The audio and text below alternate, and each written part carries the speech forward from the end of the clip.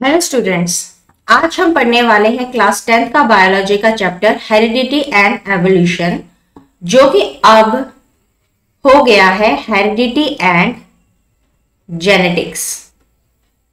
ठीक है, तो इसमें हम सबसे पहले जो चीज पढ़ेंगे वो हमने पढ़नी है कि बेसिक क्या है। पहले बेसिक यूनिट ऑफ लाइफ को जानेंगे, तभी हम आगे पढ़ सकते हैं कि किस तरीके से हेरिडिटी जो है वो होती है। बेसिक यूनिट ऑफ लाइफ है सेल। ठीक है, सेल के अंदर जो न्यूक्लियस होता है वही क्या होता है, उसका कंट्रोलिंग सेंटर। इनसाइड न्यूक्लियस होते हैं क्रोमोसोम्स। ये क्रोमोसोम्स क्या कंटेन करते हैं, डीएनए। इनके अंदर डीएनए प्रेजेंट होता है और कुछ पार्ट का डीएनए क्या कहलाता है, जीन। ठीक है, तो जीन्स अल्टीमेटली किसके अंदर होते हैं, डीएनए के अंदर होते हैं, कुछ इस प्रकार के। अब ये जो जीन्स होते हैं यही रिस्पॉन्सिबल होते हैं for the formation of protein. ये क्या करते हैं, फॉर प्रोटीन को बनाते हैं, एक प्रोटीन सिंथेसाइज करते हैं। ठीक है, और यही प्रोटीन फिर ट्रांसफर होता है बॉडी टू बॉडी, यानी कि पेरेंट्स टू देयर ऑफस्प्रिंग, और वही कैरेक्टर्स को डिटरमाइन करता है।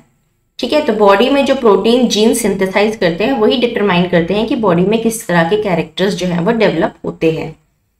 ऑलराइट, चलिए अब आते हैं, हम ये कह सकते हैं कि जो रिप्रोडक्शन है उसी के थ्रू ट्रांसफर ऑफ कैरेक्टर होता है from parents to their offsprings. ठीक है, बट रिप्रोडक्शन है क्या, हम प्रीवियस चैप्टर में पढ़ चुके हैं कि रिप्रोडक्शन क्या होता है, एक प्रोसेस है to give rise to a new individual.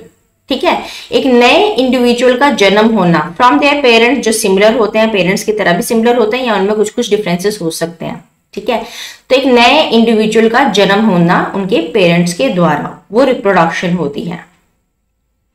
Reproduction दो प्रकार के होते हैं, sexual and asexual reproduction. Sexual reproduction जहां पे टू पेरेंट्स इन्वॉल्व होते हैं, और एसेक्सुअल रिप्रोडक्शन जहां की ओनली वन पेरेंट इन्वॉल्व होता है, two parents male and female and their offspring. One parent, जैसे एग्जांपल ले लिया है पोटैटो का। ठीक है, इसका ऑफस्प्रिंग भी बिल्कुल सेम टू सेम ही होता है, बट एक माइन्यूट से डिफरेंसेस आ सकते हैं, वो भी बहुत रेयर केस होते हैं। अब नेक्स्ट बताया है कि विजिबल डिफरेंसेस दिखते हैं, कौन कौन से डिफरेंस हो सकते हैं। इसमें विजिबल डिफरेंसेस नहीं होते हैं क्योंकि ये बिल्कुल कॉपी दिखते हैं, एकदम सेम टू सेम। ठीक है, नेक्स्ट यहाँ पे बताया गया है कि क्या मैकेनिज्म हो सकता है जिससे ये वेरिएशंस, ये डिफरेंसेस पास ऑन होते हैं, क्या चीज हो सकती है। चलो थोड़ा सा देखते हैं, इसको पढ़ते हैं। अब ये है फादर एंड मदर। अब आप बच्चे की स्किन को अगर गौर से देखिए, ये देखिए इसकी स्किन कैसी है, किसके ऊपर गई है, इसकी माँ के ऊपर गई है। तो जो स्किन है उसने कहां से ली है, अपनी मदर से ली है। अगर हम इस बच्चे की हाइट को देखें तो ये हाइट कहां से मिली है, उसके पापा से मिली है। तो हम कह सकते हैं जो भी वेरिएशन, जो भी चेंजेस एक ऑफस्प्रिंग में देखे जाते हैं वो पास ऑन होते हैं और बनाए जाते हैं from one generation to another होते हैं। ठीक है, इनहेरिटेंस होती है प्रीवियस जनरेशन से, बॉडी के जितने भी बेसिक डिजाइन है उनमें। ठीक है, ये देख सकते हैं आप, हमेशा एक दूसरे के जैसे ही दिखते होते हैं, जैसे पेरेंट वैसे ही बच्चे। कुछ कुछ चीजें सेम टू सेम, मतलब कि कुछ माइन्यूट डिफरेंसेस हो सकते हैं किसी किसी में, बट ऑलमोस्ट वो दोनों पेरेंट्स से हैं जो इनहेरिट करते हैं कैरेक्टर्स को। ठीक है, अब यहाँ पे नेक्स्ट क्या बताया गया है कि वही क्या कहलाती है, हेरिडिटी कहलाती है। तो what is heredity, the transfer of characters from one generation to another. Character का ट्रांसफर होना from one generation to another ही क्या कहलाता है, हेरिडिटी। ठीक है, जब न्यू जनरेशन प्रोड्यूस होती है, अब उसमें थोड़े बहुत डिफरेंसेस आएंगे ही आएंगे। ठीक है, अब वो कौन से डिफरेंसेस, जो भी चीजें हैं वो किससे होंगे, फर्स्ट जनरेशन से ही पास ऑन होंगे। जैसे इस बच्चे को देख लीजिए, स्किन कलर इसको फादर से मिला है, कर्ली हेयर इसको माँ से मिल गए हैं। ठीक है, तो इसी तरीके से ही वो न्यूली एक क्रिएटेड अलग सा बच्चा जो है वो पैदा होकर आता है। What happens when a single individual reproduce? जब एक सिंगल इंडिविजुअल रिप्रोड्यूस होता है, किसमें, एसेक्सुअल रिप्रोडक्शन में, तब क्या होता है। अब देखिए बैक्टीरिया, आप देख सकते हैं एक बैक्टीरियम डिवाइड हुआ है 2 बैक्टीरियम में, अब ये दो भी दो और बैक्टीरियम में डिवाइड होंगे, तो ऐसे आ जाते हैं 4 इंडिविजुअल बैक्टीरियम जनरेट हो जाते हैं जो ऑलमोस्ट एक जैसे दिखते हैं। अब इनमें जो भी माइन्यूट से डिफरेंसेस या जो हम बोलते हैं वेरिएशन आते हैं वो किसके कारण आते हैं? Due to the small inaccuracies in a DNA copying. जब ऑफस्प्रिंग से उनके बच्चों में डीएनए ट्रांसफर किए जाते हैं तो जब डीएनए कॉपी होते हैं यानी कि ट्रांसफर होते हैं तो थोड़ी बहुत माइन्यूट से इनएक्यूरेसी इनकरेक्शन हो सकती है किसी बच्चे में, तो उसमें चेंजेस आ जाते हैं, चेंजेस डेवलप हो जाते हैं। ठीक है, अब आगे हम पढ़ेंगे यहाँ पे क्या है द मोस्ट ऑब्वियस आउटकम। जो भी रिप्रोडक्शन का क्या होता है वो सिमिलरली यूजुअली डिजाइन में होते हैं, एसेक्सुअल में तो ऑलमोस्ट सेम ही होते हैं। ठीक है, अब हम कैसे इनहेरिट करते हैं इसको थोड़ा सा करते हैं। फॉर एग्जाम्पल क्या होते हैं character, what are the characters जो मिलते हैं। फॉर एग्जाम्पल यहाँ पे दो आपको ईयर लोब दिखाए हैं, एक फादर का और एक मदर का। ठीक है, ये ईयर लोब है फादर के और ये ईयर लोब किसके हैं? मदर के। जब इनका ऑफस्प्रिंग डेवलप हुआ तो उसके कैसे थे? अब हम उसको ऑब्वियसली देखकर ही बता सकते हैं, तो हमने देखकर ही बताया कि जो ऑफस्प्रिंग अब डेवलप हुआ है उसके अटैच्ड आए हैं। तो ये किसके थ्रू आए हैं? उसके पापा की साइड से उसको ये अटैच्ड ईयर लोब, यानी कि ये ईयर लोब क्या है? एक तरह का कैरेक्टर है उसका। ठीक है, जो ट्रांसफर हुआ है फ्रॉम हिज और हर फादर। बट ये फ्री ईयरलोब जो ट्रेड था जो उसकी माँ का था वो उसने इनहेरिट क्यों नहीं किया? ये भी तो क्वेश्चन दिमाग में आ सकता है। अब इसी चीज को स्टडी किया कि क्या परसेंट होता है, क्या रेशियो होता है ट्रांसफर ऑफ कैरेक्टर्स का, तो वो मेंडल ने एक्सपेरिमेंट किया था। अब सबसे पहले अगर हम मेंडल के एक्सपेरिमेंट को जानना चाहेंगे तो हमें मेंडल के बारे में पता भी होना चाहिए कि वो कौन था। ठीक है, पहले हम देखते हैं लाइफ ऑफ द मेंडल क्या। मदर एंड फादर दोनों ही कंट्रीब्यूट करते हैं इक्वल जीन्स, जैसे एक जीन्स एंड स्पर्म के थ्रू आ गया, एक एग के थ्रू आ गया। जब वो बच्चे में गए तो 2 1 डबल बन गए, हमेशा पेयर्स में होते हैं ये। ठीक है, तो अगर different trait then what percent of trait goes to the offspring from parents? Question तो है ना कि कितने परसेंट ज्यादा, क्या चांसेस होते हैं, क्या हमें कैसे पता चलेगा कि कितना मम्मा की साइड से है कितना पापा की साइड से? होता तो है ना। ठीक है, बट ये अभी तक पता नहीं था। तो फिर एक बच्चे ने जन्म लिया 20 जुलाई 1822 को। वो मॉनेस्ट्री गया एजुकेशन करने के लिए, वहां से वो यूनिवर्सिटी ऑफ वियना गया साइंस और मैथमेटिक्स की स्टडी करने के लिए। फिर उसके बाद वो एग्जामिनेशन के लिए अपीयर किया उसने टीचिंग सर्टिफिकेट के लिए और वहां पे वो फेल हो गया। बट फेलियर ने उसका जो एंथुजियाज्म था उसको सप्रेस नहीं किया। ठीक है, उसकी जो चाह थी कुछ कर दिखाने की, उस चाह को उसने सप्रेस नहीं किया। तो आगे फिर से वो मॉनेस्ट्री गया और वहां पे उसने स्टार्ट किया क्या? ग्रोइंग पीज, मटर उगाने स्टार्ट किए। क्या उगाने स्टार्ट किए वहां जाके उसने? मटर। पता ही होगा आप सभी ने देखे ही होंगे मटर, काफी लोगों ने खाए भी हैं राइट। तो ये उसने उगाने स्टार्ट किए। अब उसने वो किसकी बात हम कर रहे हैं? ये सब हम मेंडल के बारे में बात कर रहे हैं, ग्रिगोर मेंडल। उसने अपनी साइंस और मैथमेटिक्स की नॉलेज लगाई और वो देखता गया ध्यान से कि किस प्रकार से मटर का पौधा जनरेशन इनटू जनरेशन क्या बदलाव आ रहे हैं, क्या उसमें चेंजेस हो रहे हैं। ठीक है, और फिर उसके बाद जब उसने काफी टाइम तक इस पे स्टडी किया देन वो फिर उसने एक लॉ पास किया जो कि कहलाया the law of inheritance. Okay, अब ये जो इनहेरिटेंस थी इसको हम थोड़ा सा डिटेल में पढ़ते हैं। पी प्लांट का क्या था लॉजिक इसका? मेंडल ने इसके पी प्लांट के गार्डन पी जो होता है नॉर्मली, जिसको कि क्या कहा जाता था? Pisum sativum. गार्डन पी को पहले क्या कहा जाता था? Pisum sativum. ये एमसीक्यू में क्वेश्चन भी पूछा जाता है। ठीक है, तो ये नाम आप याद रखिएगा। तो इसके 7 विजिबल कॉन्ट्रास्टिंग कैरेक्टर्स को इसने स्टडी किया। अब कौन कौन से वो कैरेक्टर्स थे? सबसे पहले हाइट, कि प्लांट टॉल होगा कि ड्वार्फ होगा। Next colour of the flower, purple होगा कि वाइट। सीड किस तरह के होंगे? शेप, राउंड होंगे कि रिंकल। उनका कलर कैसा होगा सीड का? येलो या ग्रीन। इसके अलावा पॉड का कलर क्या होगा? जो मटर का ऊपर का छिलका होता है ग्रीन कलर का होगा कि येलो। ठीक है, पॉड का शेप कैसा होगा? फुल होगा या कंस्ट्रक्टिव तरह का होगा। और लास्ट पोजीशन क्या होगी? फ्लावर की, जो मटर का फ्लावर होता है। ठीक है, यहाँ पे एक्सियल पोजीशन पे होगा बीच में या टर्मिनल एकदम टॉप में, किस तरह के, इन सबको उसने स्टडी किया था जनरेशन इनटू जनरेशन में। ठीक है, अब वो सोच रहा था कि क्या करें इन ट्रेड्स का, ये जो चीजें कैरेक्टर्स हैं इनको स्टडी करना था उसने। तो उसने क्या किया, जब उसने क्रॉस ब्रीडिंग की पर्पल और व्हाइट के बीच में, तो वो रेशियो जानना चाहता था कि नेक्स्ट जो आएगी जनरेशन वो कैसी होगी।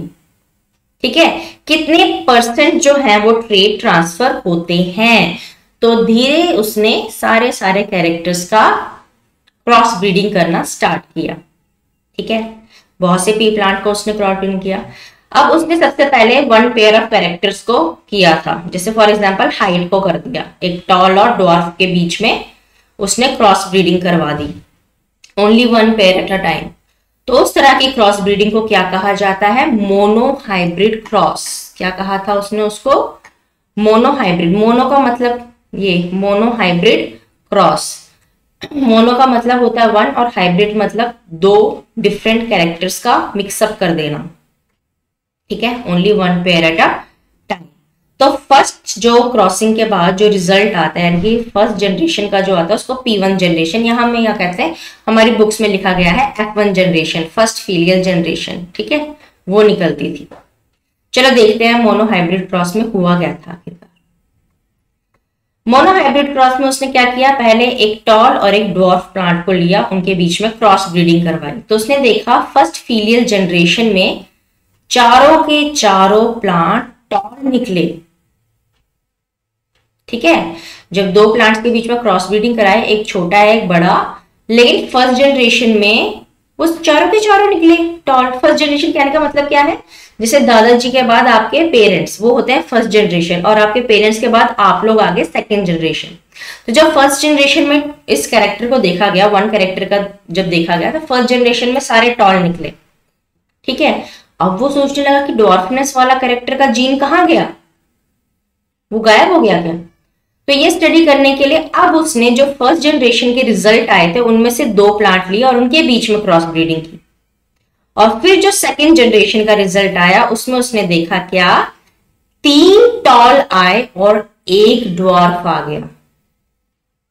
तो यहां से उसने क्या पता लगा उसको। ठीक है, तो कुछ स्पेसिफिक टर्मिनोलॉजी है, पहले उसको स्टडी कर लेते हैं, उसको जान लेते हैं, फिर मैं आपको आगे बताऊंगी कि क्या पता चला। जो कैरेक्टर अपने पार्टनर को हाइड कर देता है, उसको दबा देता है, मास्क कर देता है, हाइड कर देता है, जो उसके ऊपर भारी पड़ जाता है, वो कैरेक्टर डोमिनेंट कहलाता है। और जो बेचारा दब के रह जाता है, मास्क्ड हो जाता है, उसको हम रिसेसिव कैरेक्टर कहते हैं। ठीक है, फॉर एग्जाम्पल इस केस में क्या रिसेसिव आया था, फर्स्ट जनरेशन में टॉलनेस भारी पड़ गई थी। ये जो टॉलनेस वाला कैरेक्टर था ये कैसा आ गया था, हमारा डोमिनेंट आ गया था। ठीक है, और ड्वार्फनेस जो थी वो रिसेसिव हो गई थी, इसलिए दब के रह गई थी और हमें दिखी नहीं थी फर्स्ट जनरेशन में, इसलिए ऐसा हुआ। ठीक है, तो हम कह सकते हैं कि टॉल प्लांट के जो जीन्स थे वो डोमिनेट थे और रिसेसिव प्लांट पे ऊपर। ठीक है, सिमिलरली उसने अपने अदर 6 कैरेक्टर्स के साथ भी यही किया, जैसे राउंड और रिंकल शेप में फर्स्ट जनरेशन में सारे राउंड आए, सबके साथ ऐसा ही हुआ। येलो और ग्रीन में फर्स्ट जनरेशन में सारे आए, तो येलो डोमिनेंट हो गया। ठीक है, कलर नेक्स्ट उसके बाद पॉड का शेप फुल्ली और कंस्ट्रक्टेड में फर्स्ट में सारे फुल्ली आए थे, तो फुल जो था कैरेक्टर वो डोमिनेंट हो गया। ठीक है, नेक्स्ट पॉड के कलर में ग्रीन डोमिनेंट हो गया, येलो वाला दब के रह गया। ओनली फर्स्ट जनरेशन की बात कर रहे हैं।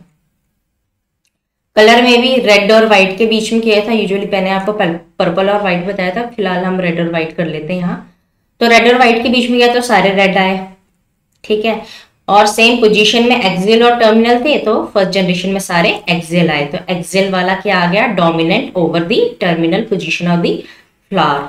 सभी पे उसने सेम चीज देखी, सभी में एक जैसा ही रिजल्ट आया। अब हम इस टर्मिनोलॉजी को किस में करेंगे, इसके छोटे छोटे सिंबल्स में पढ़ने की कोशिश करेंगे। तो इसमें सिंबल्स में क्या कहा है कि जो भी फैक्टर्स होते हैं वो हमेशा पेयर्स में होते हैं। फैक्टर्स कहने का मतलब क्या है, जीन्स। पहले जीन वर्ड जो मैंने पिछली बार आपको बताया, जीन शब्द जो है वो डिस्कवर नहीं हुआ था, तो इस जीन शब्द को पहले मेंडल क्या कहता था, सिर्फ फैक्टर्स कहता था। तो उसने कहा जो फैक्टर्स होते हैं हमेशा पेयर में होते हैं। तो जैसे अगर रेड रेड के मुझे जीन्स लिखने होंगे तो मैं कैसे लिखूंगी, आर आर कैपिटल में, और येलो सीड के लिखने होंगे तो वाई वाई लिखेंगे। इस तरह से लिखने का उसने बताया था, ठीक है। अब ये जो फैक्टर्स ऑब्वियसली जीन्स है। अब इसने सिंबल्स किस तरीके से दिए थे, जो डोमिनेंट जीन वाले हैं, जितने भी डोमिनेंट कैरेक्टर के जो जीन होंगे उसको कैपिटल में लिखना है हमने, और रिसेसिव वाले जीन्स को हम स्मॉल में लिखेंगे। ये उसने तरीका आजमाया था। फॉर एग्जाम्पल टॉलनेस और डॉर्फनेस का अगर हम देखें तो टॉलनेस के लिए टी टी, और इसका जो रिसेसिव आएगा उसको हम डी डी नहीं लिखेंगे, स्मॉल टी लिखेंगे। ये तरीका था। तो इससे मुझे पता चल जाए कि कैपिटल है तो डोमिनेंट है, ये है तो रिसेसिव वाला जीन है स्मॉल में, ठीक है। ये तरीका था। और रेड और व्हाइट के लिए कैपिटल आर और स्मॉल आर, ठीक है। ग्रीन और येलो के लिए कैपिटल जी और स्मॉल जी, इस तरीके से। अब जब फर्स्ट जो उसने किया था उसमें जो कैरेक्टर्स जो देख सकता है इंसान उसको हम फिनोटाइप कहते हैं, और जो जेनेटिक कंपोजिशन होती है उसको जेनोटाइप कहते हैं। ये जस्ट एक डिफाइन करने के लिए टर्म्स है। फॉर एग्जांपल फ्लावर मुझे दिख रहे हैं रेड येलो कलर के या व्हाइट कलर, तो दिख रहे हैं, आप देख सकते हो, उसकी हाइट देख सकते हो, टॉलनेस, तो ये सब क्या है, फिनोटाइप है। बट इसके इंटरनल जीन्स को हम लिखते कैसे, आर आर, तो ये इसका जेनोटाइप हो गया। तो जब उसने सिंबल्स के थ्रू इनकी क्रॉस ब्रीडिंग करवाई तो फर्स्ट जनरेशन में हमने क्या लिए थे, एक टॉल और एक डॉर्फ लिया था। तो टॉल के लिए हमने ले लिया टी टी और डॉर्फ के लिए ले लिया स्मॉल टी। इन दोनों के बीच में कर दी क्रॉस ब्रीडिंग। तो इनके गैमेट्स को अलग करो, डिफरेंट डिफरेंट लिख दो, फिर इनके बीच में करेंगे हम क्रॉस ब्रीडिंग, एक का दूसरे के साथ मिक्सअप। तो पहला वाला और पहला वाला जब मिक्स हुए तो इस तरीके से बना कैपिटल टी स्मॉल टी। इसका पहला और उसका दूसरा कैपिटल टी स्मॉल टी, इसका दूसरा उसका पहला कैपिटल टी स्मॉल टी, और इसका दूसरा उसका दूसरा आया कैपिटल टी स्मॉल टी। अगर आप ध्यान से देखोगे तो हर एक में कैपिटल टी है। तो कैपिटल टी मेरा क्या था, डोमिनेंट पार्ट, और डोमिनेंट पार्ट रिसेसिव को दबा देता है। तो इसी कारण फर्स्ट फीलियल जनरेशन F1 में सारे के सारे क्या निकले थे, टॉल प्लांट निकले थे मेरे, ठीक है। ये होती है फर्स्ट फीलियल जनरेशन यानी कि F1 जनरेशन। तो सारे के सारे प्लांट टॉल थे। नेक्स्ट में जो रिजल्ट आया था मेरा इस तरीके से आया था ना, कैपिटल टी स्मॉल टी, तो उसमें से दो उठा लिया और उनके बीच में फिर से हमने किए क्रॉस ब्रीडिंग। इनके भी गैमेट्स को अलग कर दो, फिर से वही सेम चीज करनी थी, पर अब मैं इसको बॉक्स बना के कर रही हूँ, ठीक है। ये इजी पड़ जाता है इस तरह से हाइब्रिड करना। तो पहले वाले दोनों को ऊपर रखो और उसके दोनों गैमेट्स को इस तरफ रखो। अब इनके बीच में कर दो क्रॉस मल्टीप्लाई, इसका फर्स्ट उसका फर्स्ट कैपिटल टी, इसका फर्स्ट उसका दूसरा कैपिटल टी स्मॉल टी। इस तरीके से ये आए मेरे सारे।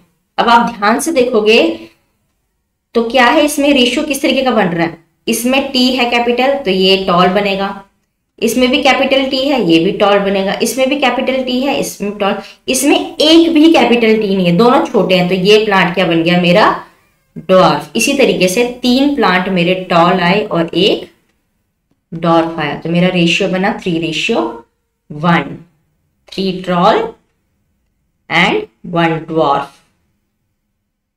ठीक है। तो इसीलिए उसने कंक्लूड किया कि F2 जनरेशन में इस तरीके से आया था मेरा रिजल्ट। तो फिनोटाइपिक रेशियो क्या होते हैं देखने में, टॉल टॉल टॉल डॉर्फ, तो रेशियो बन गया मेरा कितना, 3 टॉल 1 डॉर्फ, 3:1। और जेनोटाइप इनकी कॉम्पोजिशन, तो एक कैपिटल टी था, ये दोनों सेम 2 और लास्ट वाला 1, तो ये बनेगा 1:2:1, ठीक है। तो आज हम इतना ही करेंगे फिलहाल मोनो हाइब्रिड क्रॉस। तो हमारे साथ बने रहिए, नेक्स्ट वीडियो में हम बनाएंगे डाई हाइब्रिड क्रॉस, यानी कि 2 कैरेक्टर्स को एक साथ उनका हाइब्रिड करना और रिजल्ट पाना कि क्या होता है। अगर आपको कोई भी डाउट होगा मुझे कमेंट करना ना भूले, और हमारे वीडियो को लाइक एंड सब्सक्राइब हमारे चैनल को जरूर करें और शेयर भी करें इस वीडियो को। Thank you so much, have a nice day.